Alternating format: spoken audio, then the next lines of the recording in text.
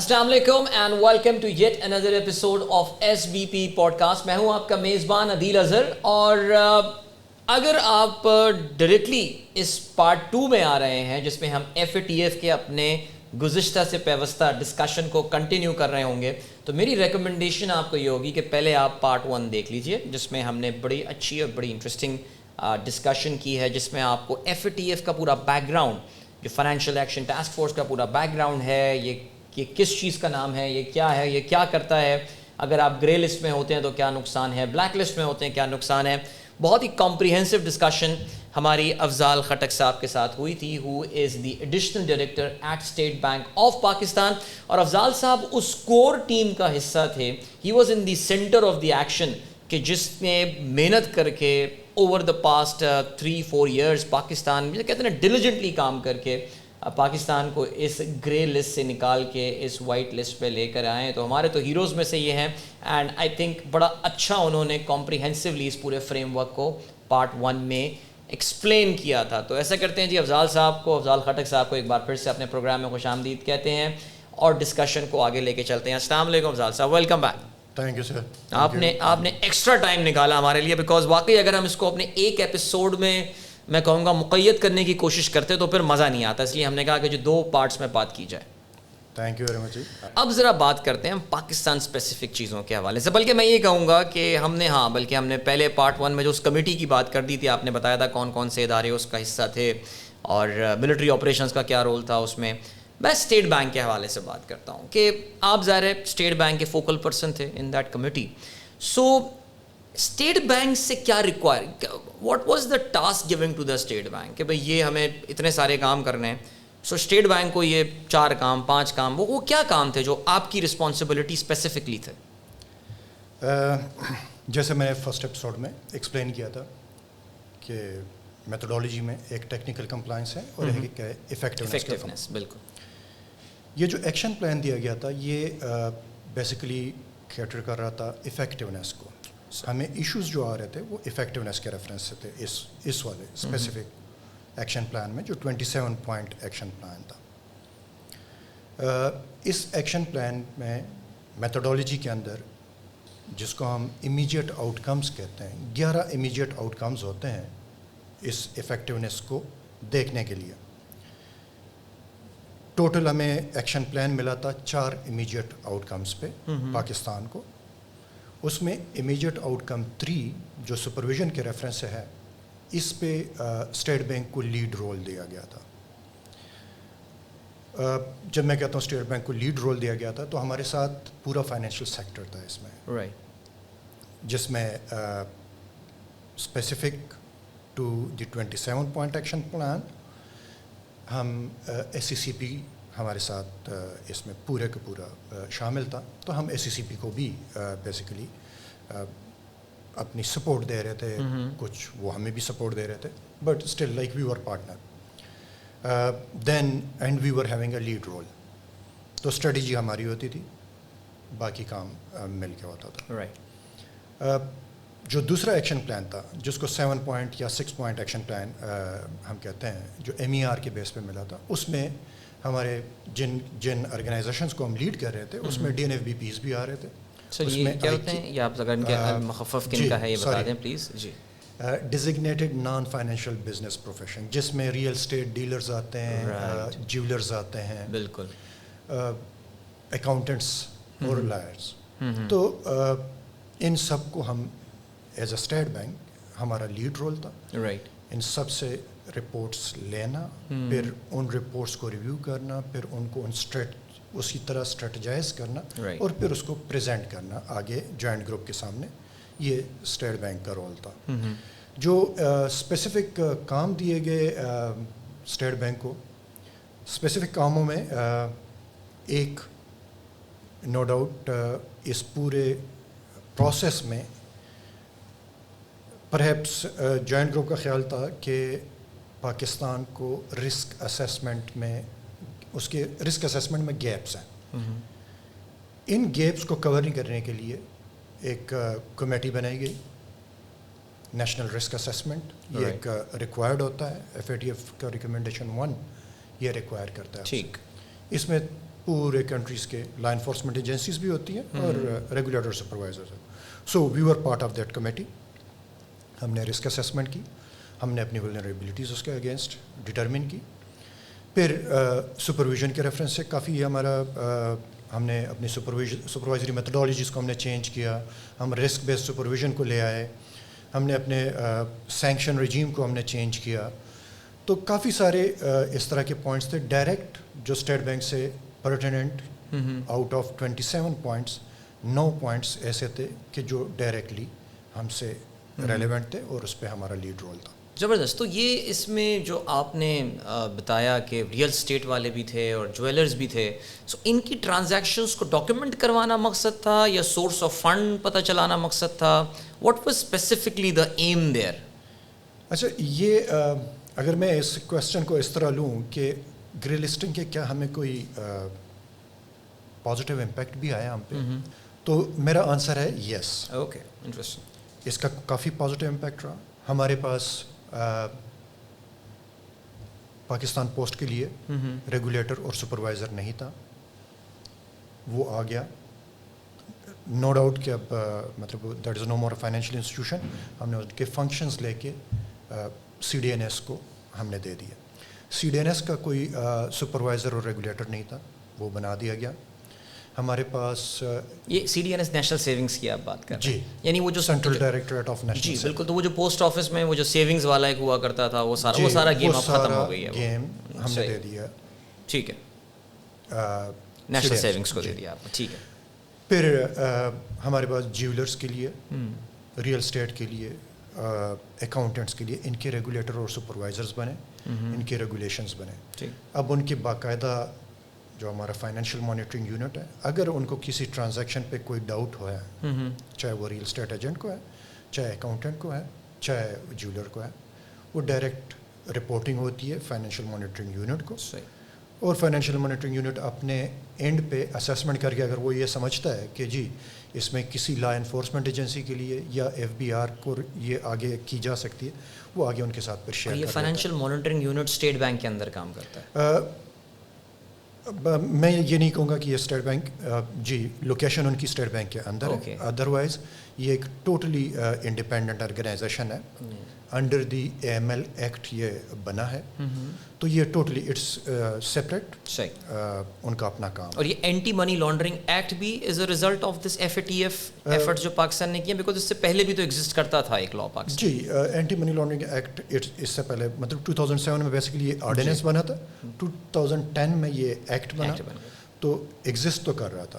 ہاں, no doubt کافی سارے laws regulation during this process ہمارے تقریباً کوئی 23 لاز کچھ بنے, کچھ اپڈیٹ ہوئے. تو وہ لاز بنانا, اپڈیٹ کروانا, پارلیمنٹ سے اپروو کروانا, یہ ایک ٹیڈیس جاب تھا جو اس پروسیس میں وی اچیوڈ آل دیز مائلسٹونز. اب افضال صاحب, جن سیکٹرز کا آپ ذکر کر رہے ہیں, یہ وہ سیکٹرز ہیں جہاں جنرلی پاکستان میں ہاتھ نہیں ڈالا جاتا تھا. Real state is a big fish اور سبھی اس میں انوالوڈ ہیں, آپ کو ایسا لگتا ہے. جویلرز ہو گئے, انڈاکیومنٹڈ سیگمنٹس ہیں, سیکٹرز ہیں, نہ کو ٹیکس دینا نہ کچھ ان کو کرنا ہوتا ہے. تو اس میں تو بہت زیادہ آپ کو میں کہتا ہوں کہ کچھ اکثر سیٹ بیکس بھی ہوتے ہوں گے, اکثر کبھی کبھار مورال بھی ڈاؤن ہوتا ہوگا کہ یہ کیسے کریں گے ہم. یہ تو ایسا ہوتا ہے, یہ فیلنگ آتی ہوگی, ہم شور آئی ہوگی ٹائم اینڈ اگین. TDS یہ پورا پروسیس آبویسلی ایک نیا ریگولیٹر سپروائزر کھڑا کرتے ہوئے مطلب ٹھیک ٹھاک ایک کمپریہنسو ایکسرسائز ہے, لیکن چونکہ سارے پورے پاکستان کے آرگنائزیشنز ڈپارٹمنٹس بنی ہوئی تھی, تو ان کے ریگولیٹر جو بنے ہیں وہ FBR بنا ہے. رائٹ. وہاں پہ ایک ڈائریکٹر جنرل DNFBPs وہ تعینات ہوئے ہیں, 21 گریڈ کے آفیسر ہیں. ان کے نیچے ایک پوری ٹیم وہ کام کر رہی ہے. ٹھیک. تو ایک نیا آپ کہہ سکتے ہیں کہ پورا اسٹرکچر ان چیزوں کو دیکھنے کے لیے کھڑا کیا گیا ہے. تو no doubt it was a very comprehensive and tedious. Right. اچھا سر, اب ظاہر ہے ایون جو منی لانڈرنگ وغیرہ کی بات کرتے ہیں, میں اب اسپیسیفکلی ذرا بینکس کی طرف آ رہا ہوں, بیکاز میں خود, میرا ایک کریئر کا قصہ بینکنگ میں رہا ہے, اینڈ آئی نو کہ کمپلائنس میں یہ money laundering and terrorist financing 9/11 کے بعد ظاہر ایک بہت امپورٹنٹ پارٹ بن گیا تھا. اس سے پہلے شاید اتنا اس کا ذکر نہیں ہوتا ہوگا, یا لوگوں کے رڈار میں یہ چیز نہیں ہوتی ہوگی. بٹ آپ یہ بتائیے کہ سر یہاں پہ بینکس کو کیسے آپ نے لوپ میں لینا شروع کیا, یعنی بینکس کو کیا چیزیں پاس آن کی؟ میں ابھی ریسنٹلی میں اپنے ریڈیو شو میں بات کر رہا تھا کہ بھائی ماشاء اللہ اتنے سارے لوگ کریڈٹ لینے آ گئے, کہتے ہیں نا success has many fathers and failure has none, تو جی ان کو بھی مبارک ہو, تو ان کو بھی مبارک ہو. تو ایک بیچارے بینکر نے مجھے پروگرام میں ٹویٹ کیا تھا اور اس نے مجھے کہا تھا یار جس نے سب سے زیادہ محنت کی اس کی تو کوئی بات نہیں کرو, اور وہ تو بینک کے امپلائیز ہیں. تو ذرا سر یہ بتائیے کہ بینکس کو کس طرح پھر آپ نے اس میں اس پوری چیز میں لوپ میں لینا شروع کیا؟ اچھا, جو ہم نیشنل رسک اسسمنٹ کی جو ایکسرسائز کرتے ہیں, پہلے تو ہم نے اس پورے پروسیس میں ان کو آن بورڈ لیا. رائٹ. دو طریقے ہوتے ہیں, ایک باٹم اپ اپروچ ہے, ایک ٹاپ ڈاؤن. تو ہم نے دونوں اپروچز ایز اے ریگولیٹر ہم نے یوز کیے تھے. نیشنل رسک اسسمنٹ کے بعد انٹرنل رسک اسسمنٹ کی ریکوائرمنٹ ہوتی ہے ان بینک سے. وہ اپنی رپورٹس بناتے ہیں, اپنا رسک ڈٹرمن کرتے ہیں, جو بھی ان کو جہاں پہ رسک نظر آتا ہے, چاہے کسٹمر میں ہو, پروڈکٹ میں ہو, جغرافی میں, چینل میں, وہ اس کو ڈاکومنٹ کرتے ہیں. صحیح. اس کو وہ الائن کرتے ہیں اس پورے نیشنل رسک اسسمنٹ ایکسرسائز کے ساتھ. وہاں سے ہمیں بھی کافی سارے لیڈز ملتے ہیں, کلو ملتے ہیں. پھر ایس ٹی آر کی رپورٹنگ وہ کرتے ہیں. کافی ساری کیس اسٹڈیز ان کے اینڈ پہ بنی. ہمارے اینڈ سے اس نیشنل رسک اسسمنٹ پہ کافی سارے ہم نے آؤٹ ریچ سیشنز ان کے ساتھ کیے. ہمارے جو 16 اسٹیشنز ہیں ہم ان پہ گئے, وہاں پہ آؤٹ ریچ سیشنز کیے. پھر ہم نے ڈفرینٹ فورمز بنائے, مطلب ان کے کچھ جیسے کمپلائنس کے لوگ تھے تو ان کے لیے ہم نے کمپلائنس فورم رکھا. کچھ سی ایف ٹی کے جو کاؤنٹر فائنینسنگ ٹیررزم کے, ہم نے ایک اسپیسیفک ایک ڈیسک بنوایا اپنے ریگولیٹڈ انٹیٹیز میں, تو وہاں پہ اسپیشلسٹ لوگ ہم نے رکھوائے.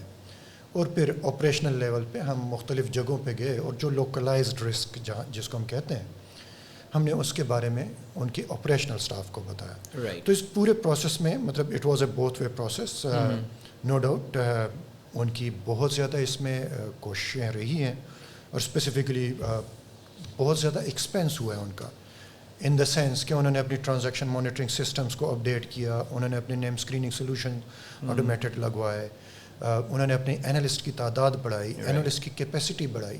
تو کہنے کو تو یہ بڑی آسان سی باتیں ہیں, جسٹ سمپل ورڈز, لیکن ان کو کرتے ہوئے ٹھیک ٹھاک آپ کے ریسورسز لگ جاتے ہیں. ایبسلیوٹلی. اور ظاہر ہے ایک آئی تھنک افضال صاحب پورا ایک مائنڈ سیٹ اور ایک کلچر کا چینج ہوتا ہے, because I think we are quite used to with operating in a very lax environment, جہاں پہ خیر اسٹیٹ بینک تو بہت ہی سخت ریگولیٹر ہے, یہ تو سارے بینکرز آپ کو بتائیں گے یہ, لیکن ہم اوور آل اگر پاکستانی مائنڈ سیٹ کی بھی بات کریں تو we don't like to work under a lot of restrictions and checks. So یہ مائنڈ سیٹ چینج کرنا ایک بہت بڑا چیلنج ہوا ہوگا آپ کو, اسپیشلی جو آپ کہہ رہے ہیں کہ بالکل ایک آپریشنل اینڈ ٹیکٹیکل لیول پہ آ کے. جی نو ڈاؤٹ. ایک کمپلائنس کلچر تو دیکھیں ویسے بورڈ کا کام ہوتا ہے. اسٹیٹ بینک جیسے آپ نے بتایا, اسٹیٹ بینک شروع سے ہی جو ہمارے پروڈینشیل ریگولیشنز ہیں وہ کافی آئی وونٹ سے اسٹرکٹ, لیکن میں کہوں گا کہ ہم ٹیکنیکلی کمپلائنٹ رہے تھے ایف آئی ٹی ایف کے ساتھ بڑے شروع سے. اور ہمارے سینئرز کی, ہمارے مینجمنٹ کی, پوری ٹیمز کی ہماری جو کوشش رہتی ہے کہ ہم گائے بگائے اپنے گیپ انالیسس کریں. تو ہمارے جو ریگولیشنز ہیں اس ریفرنس سے ہمیں زیادہ مشکلات پھر فیس نہیں کرنی پڑی. آٹومیٹکلی ہم وہ کام کافی پہلے کر چکے تھے. یس کچھ جگہوں پہ انفورسمنٹ کے ریفرنس سے چونکہ ہمارے ایم ایل ایکٹ چینج ہوا, اس میں کچھ پینلٹیز, کچھ سینکشنز نئے انٹروڈیوس ہو گئے یا بڑھا دیے گئے, تو اس ریفرنس سے جی آپ کہہ سکتے ہیں بینکنگ انڈسٹری کو نارملی تھوڑی سی شکایت رہتی ہے. وہ تو سب بنتا ہے ہر ریگولیٹر کے ساتھ, جب انڈسٹری خوش ہو جائے تو پھر تو کچھ کوئی مسئلہ ہے, پھر اس کا مطلب ہے کچھ ایشو چل رہا ہے کوئی یہاں پہ. اچھا سر, اب ذرا تھوڑا سا بات کرتے ہیں. ابھی حال ہی میں ہم نے یہ بھی تو سنا تھا سر, بہت سارے پاکستانی بینکوں پہ کچھ پینلٹیز لگا دی گئیں. بہت سارے نہیں, ایک مخصوص بینک کا نام خاص طور سے اس میں آتا ہے کہ جی فلانا جگہ پہ ہوئی, اور وہ ٹیررسٹ فائنینسنگ کا جو ہے اس میں بات آ جاتی ہیں, سینکشنز کو وائلیٹ کیا گیا اینڈ آل. تو کیا ایف اے ٹی ایف یہ جو پینلٹیز وغیرہ لگائی گئیں, کیا یہ ایف اے ٹی ایف کے فریم ورک میں ہی آتی ہیں؟ کیا ایف اے ٹی ایف کی کوئی پینلٹیز کا میکینزم بھی ہے جو ایگزسٹ کرتا ہے that all the banks in the world are vulnerable to these penalties اگر وہ ان لائنس کو کراس کریں گے یا کمپلائنٹ نہیں ہوں گے؟ دیکھیں ایف اے ٹی ایف کی ایک ریکوائرمنٹ ہے جو ان کا ریکمنڈیشن 35 ہے. جی, وہ اس بات پہ ایمفیسائز ضرور کرتا ہے کہ آپ کی جو سینکشن رجیم ہے، سینکشن رجیم میں آپ کی مانیٹری پینلٹیز آ جاتی ہیں، آپ کے ایڈمنسٹریٹو ایکشنز آ جاتے ہیں، اور آپ کے ریسٹرکٹیو ایکشنز آ جاتے ہیں. ہمارے پاس as a regulator, as a state banker, ہمارے پاس یہ اتھارٹیز پہلے سے تھی. بینکنگ کمپنیز آرڈیننس کے تحت ہمارے پاس یہ سارے آپشنز ہمارے پاس اویلیبل تھے. لیکن جب عاملہ میں چینجز ہوئی تو ہمارے ریگولیشنز اس کے تحت بنائے گئے. عاملہ از اینٹی منی لانڈرنگ ایکٹ. ٹھیک ہے سر. تو اس کے انڈر ریگولیشنز جو ہے وہ ہمارے رینیو کروائے گئے، دوبارہ ریوائز کیے ہم نے. ریکمنڈیشن 35 FATF کا وہ ریکوائر کرتا ہے کہ آپ کی یہ جو ایکشنز ہیں، چاہے وہ ایڈمنسٹریٹ ہوں چاہے وہ مانیٹری ہو، that should be proportionate to the violation اور proportionate to the size of the institution. Okay. جتنا بڑا وائلیشن ہوگا، جتنے خطرناک وائلیشن ہوگا، آپ پینلٹی اس کے مطابق لگائیں. صحیح. ایک سمپل سا اسکیل نہ رکھیں کہ جی میں نے کوئی وائلیشن کی تو میں 1 لاکھ پینلٹی لگا دوں گا، 10 لاکھ لگا دوں گا، اس طرح نہیں. اگر وہ پینلٹی ریکوائر کرتی ہے کہ اس پہ 20 کروڑ کی پینلٹی چاہیے تو ہم 20 کروڑ کی لگائیں گے. اگر وہ ریکوائر کرتی ہے 20,000 لگنی چاہیے تو ہم 20,000 لگائیں گے. سینٹرل بینک لگائے گا. جی، سینٹرل بینک. جتنے بھی ریگولیٹر اور سپروائزرز ہیں وہ ان سے ریکوائرڈ ہوتی ہے. اوکے. اس میں صرف ایک ریکوائرمنٹ کہ یہ ڈسویسو ہونی چاہیے. ڈسویسو مین کہ وہ اگر کوئی وائلیشن کر دیتا ہے تو آپ کی پینلٹی کا ایفیکٹ ایسا ہونا چاہیے کہ اس کو دوبارہ یہ ہمت نہ پڑے اس طرح کی وائلیشن کرنے کی. صحیح. نیگیٹو رینفورسر ہو وہ دوبارہ نہ کرے وہ اس کو. تو یہ FATF یہاں تک تو ضرور گائیڈ کرتا ہے. رائٹ. تو فرق پڑا سر پاکستان میں جب ظاہر ہے ایک بہت بڑی ایگزامپل کریٹ ہوئی، ایک بہت بڑے بینک پہ ایک میجر پینلٹی پاکستان میں جو ہے وہ لگی تھی.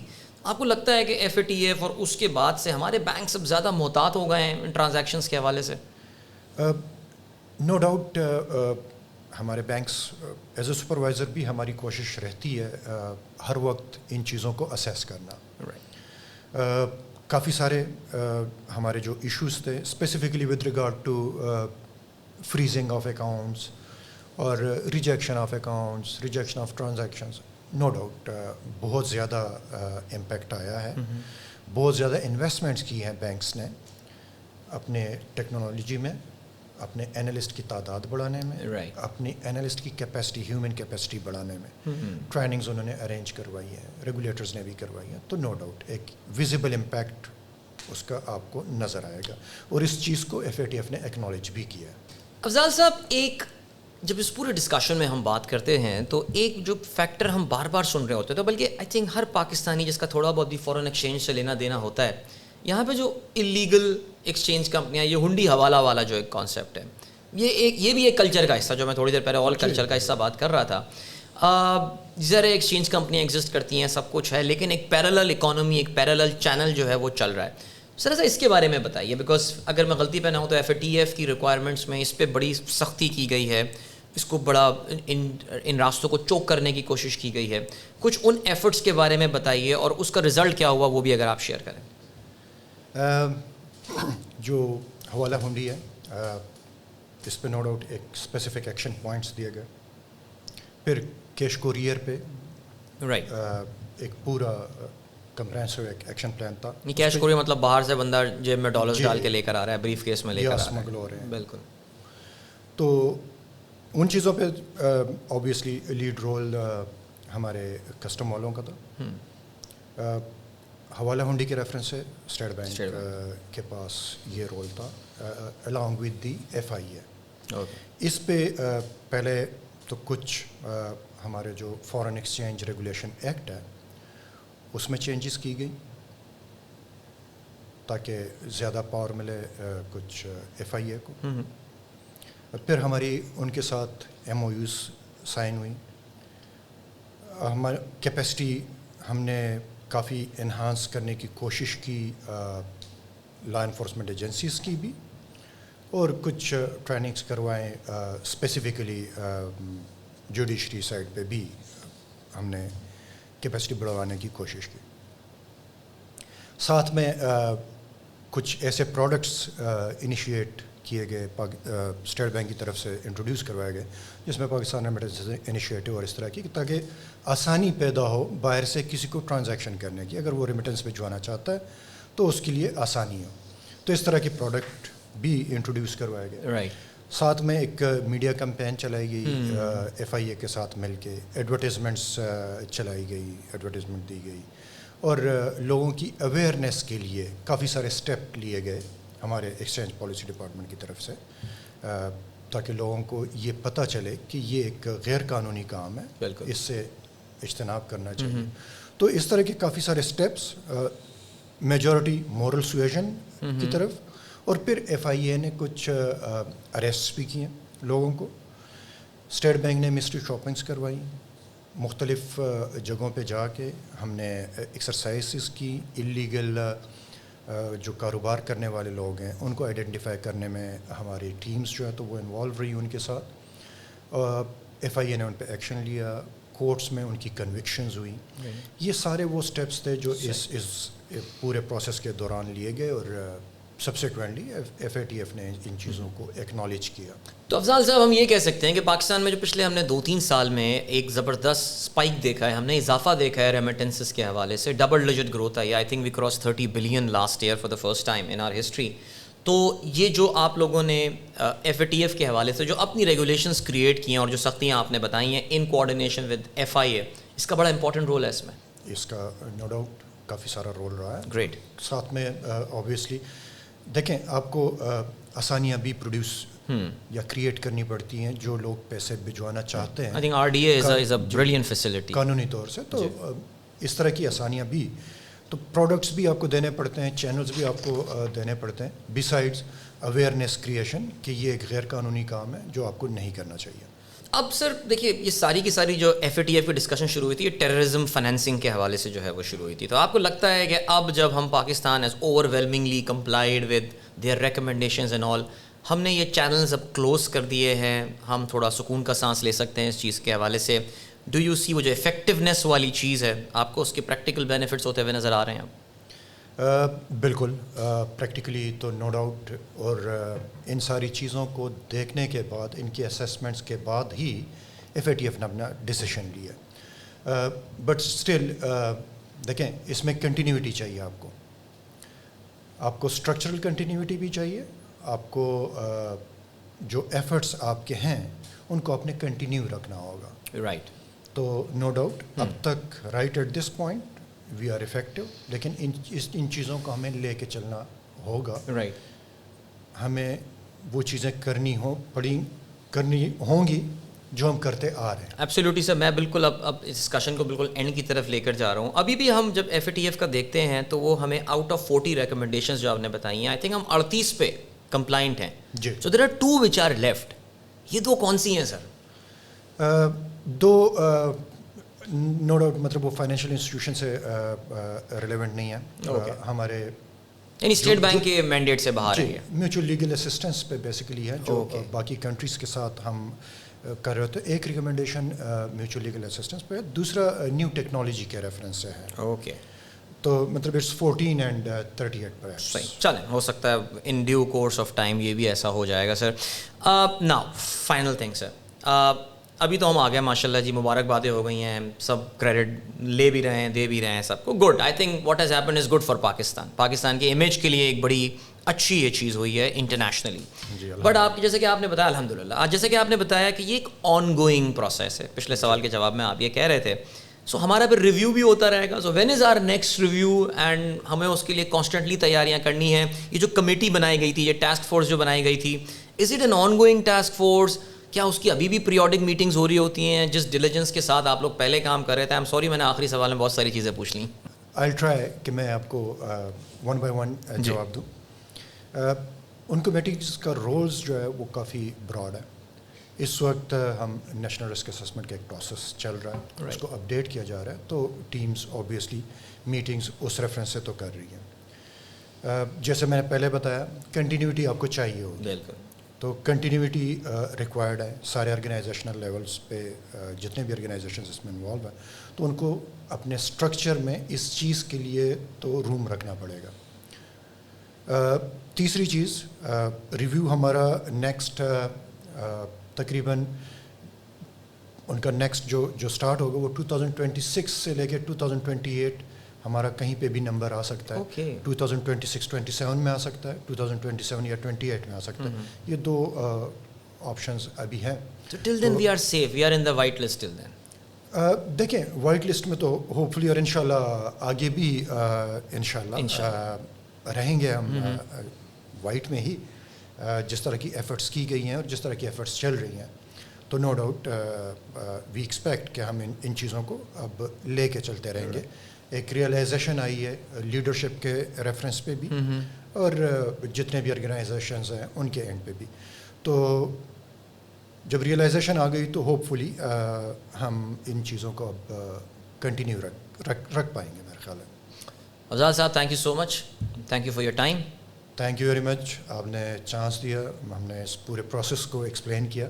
Hopefully it will be beneficial for our viewers. And I'm pretty sure آپ میں سے جس کو بھی اس FATF والے کانسیپٹ کے بارے میں کوئی بھی سوال تھا, کچھ تھا, I think we have covered most of the things. یہ بہت مزیدار ڈسکشن رہا. افضال خٹک صاحب جو کہ اسٹیٹ بینک آف پاکستان کے فوکل پرسن تھے ان دس ٹاسک فورس جس کا ہم ذکر کر رہے تھے, آئی تھنک ان کی نالج سے ہم جتنا کچھ ایکسٹریکٹ کر سکتے تھے وہ ہم نے کوشش کی ہے ان دس پوڈ کاسٹ. کیسی لگی آپ کو ضرور اپنے کامنٹس میں بتائیے گا.